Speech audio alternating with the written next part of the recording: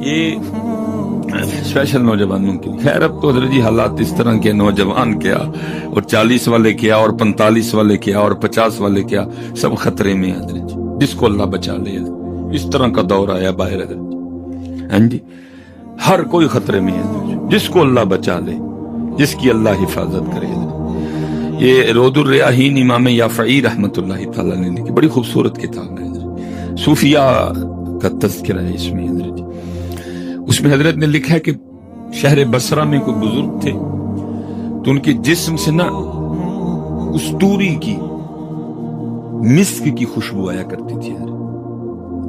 لکھا ہے کہ وہ خوشبو اس قدر زیادہ تیز تھی کہ حضرت اس گلی سے بھی گزر جاتے نا تو لوگ بھی کہا کرتے تھے لگتا ہے مسکی رحمت اللہ تعالی علیہ گزر کے گئے ہیں، کیونکہ جسم سے خوشبو آتی تھی. اس لیے اصل نام لوگوں کو بھول گیا، لوگوں کو یاد رہ گیا مسکی. لوگ ان کو مسکی کہا کرتے تھے کیونکہ آپ کے جسم سے مشک کی، کستوری کی خوشبو آیا کرتی تھی.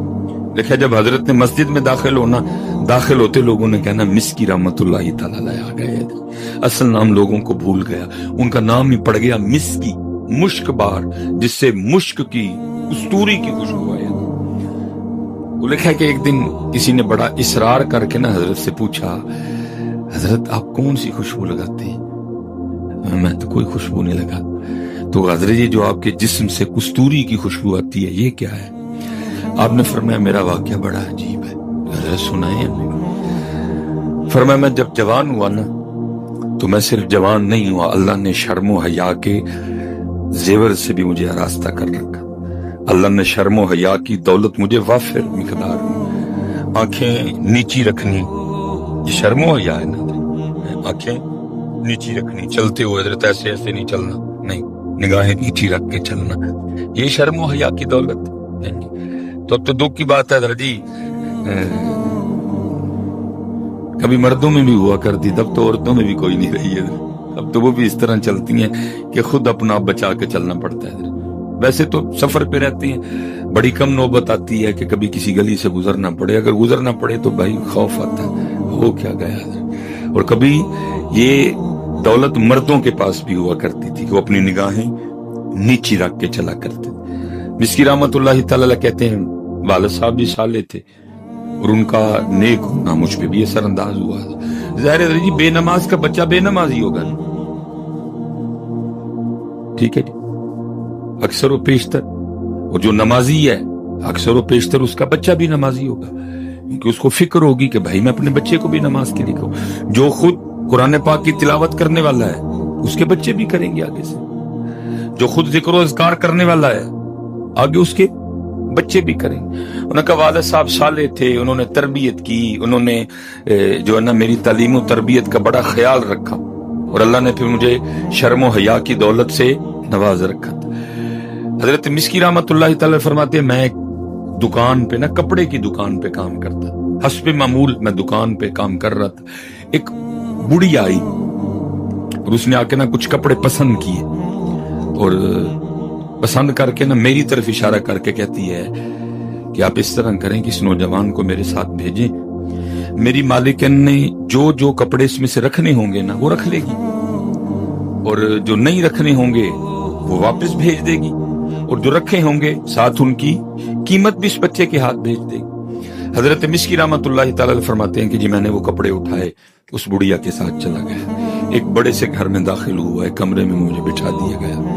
ایک عورت آئی اور اس نے آ کے سب سے پہلا کام یہ کیا کہ میرے کمرے کو نا چٹکنی کنڈی لگائی. میں گھبرا گیا، پھر وہ میرے پاس آ کے بیٹھ گئی. میں اٹھ کے اس سے تھوڑا دور جا بیٹھا، لیکن اس وقت اس پہ شیطان اور شہوت غالب تھی. اس نے میرے سامنے اپنے ارادہ بد کا اظہار کیا اور مجھے دعوت زنا دی. میں نے اسے کہا کچھ خدا کا خوف کھا، کیا تجھے اس بات سے ڈر نہیں آ رہا کہ اللہ پاک تجھے اور مجھے دیکھ رہے ہیں؟ اللہ پاک تجھے اور مجھے دیکھ رہے ہیں. لیکن اس وقت اس پہ شیطان سوار، شہوت کا غلبہ. نہ خدا، نہ خدا کا رسول، نہ قبر، نہ حشر، نہ سوال، نہ جواب، نہ رب کے حضور پیش ہونا، اسے کچھ اس وقت یاد نہیں. بس وہ یہی ارادہ رکھتی تھی کہ میں اس سے اپنی نیت بد، اپنا ارادہ بد پورا کروں.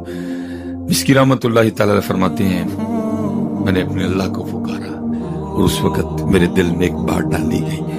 میں نے اسے کہا چل اگر تو نہیں باز آتی تو مجھے پیشاب کی حاجت ہے، میں ذرا بیت الخلا ہوں. اس نے کہا. حضرت مسکی فرماتے ہیں کہ جب میں بیت الخلا میں گیا نا تو وہاں ظاہر ہے گندگی انسانی غلاظت پڑی ہوئی تھی. تو فرماتے ہیں میں نے بڑا حوصلہ کر کے نا وہ غلاظت اٹھائی اور اس کو اپنے چہرے اور اپنے جسم پہ نا مل لیا. ہائے ہائے ہائے، آج اتنا برا حال ہے حضرت، ہم موقع ڈھونڈتے پھرتے ہیں کہ گناہ کا موقع ملے. لیکن کیسا سونا دور تھا کہ گناہ سے بچنے کے لیے انہوں نے اپنے منہ اور سارے جسم پہ انسانی پخانہ، انسانی غلاظت ڈالی. فرماتے جب میں باہر آیا نا تو مجھے اس حال میں دیکھ کے پاگل پاگل کا شور مچا اور وہ کنڈی کھول کے نا بھاگ گئی. میں بھی باہر نکلا، ایک باغ میں پناہ لی. وہاں میں نے اپنا سارا کچھ جو ہے نا اس کو دھویا، اپنے رب کا شکر ادا کیا، یا اللہ تو نے بچا دیا. حضرت مسکی فرماتے ہیں جب میں رات کو سویا نا تو خواب میں کیا دیکھتا ہوں کہ کوئی میرے چہرے اور میرے جسم پہ اپنا ہاتھ پھیر رہا ہے. میرے چہرے اور میرے جسم پہ اپنا ہاتھ، اور خواب ہی میں مجھے پوچھ رہا ہے کیا تو جانتا ہے کہ میں کون ہوں؟ حضرت مسکی فرماتے ہیں کہ وہ خواب ہی میں مجھے پوچھ رہا ہے، ساتھ جو چہرے اور جسم پہ ہاتھ پھیر رہا ہے ساتھ پوچھ بھی رہا ہے کیا تو جانتا ہے میں کون ہوں؟ فرماتے ہیں میں نے تو سوال کا جواب نہیں دیا، خود سوال کر کے خود ہی جواب دیتے ہیں.